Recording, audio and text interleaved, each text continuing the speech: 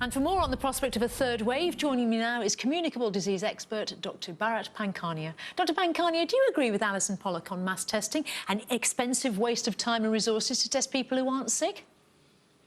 Oh, I very much do. Professor Pollock has clearly articulated that we are spending £100 billion on something that is an inexact science. The tests are not sensitive or specific enough. In other words, in layman's terms, it means that the tests in about 42% of people do not pick up an infectious person. And it also picks up falsely some people who are not infected. Therefore, you end up having people circulating who are infectious, number one, and therefore you also have people in isolation who do not need to be in isolation. It is a colossal waste of money. Is there an alternative way then to avoid a third wave? Yes, the alternative ways is basic fundamental infection control measures, and the infection control measures that we need to pay heed to. It may not sound sexy, but it is.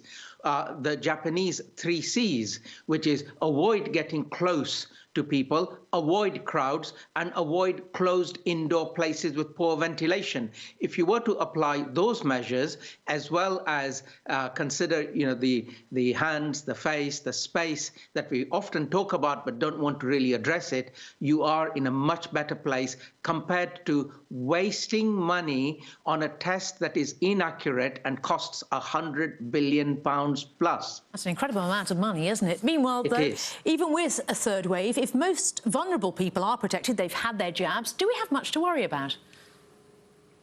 Yes, because we are not well until everyone else is well. And therefore, whilst people are rushing ahead in the United Kingdom being immunized, if we get runaway, uncontrolled infections in other parts of the world, and Europe is only 22 or so miles away from us, then you can get variants. And some of these variants can bypass the effectiveness of the vaccines.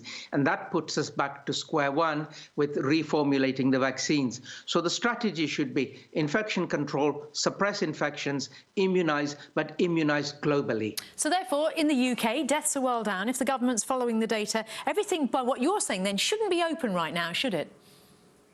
Well, our case numbers are down, and as case numbers are down, we can slowly, carefully, meticulously open. But the signals are incorrect. The signals are we will test and keep the case numbers down. The signals should be we will support you to isolate if you need to. We will give you good advice, which is if in doubt, you may be infectious, stay out of circulation. Those sort of messages need to be got out. Sir Patrick Vallance said so in your report, that going forward, we will need to be scrutinizing, are you unwell? Could you be infectious? Could you be infected? You need to get out of circulation, and we will support you financially. Those are the measures we need to be doing as well. And finally, Dr. Pankhania, what about the restrictions like distancing and masks? Do you think they'll really be with us for years?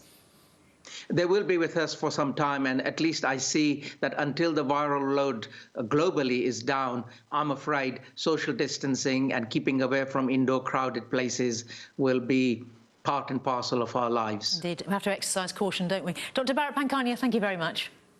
Thank you.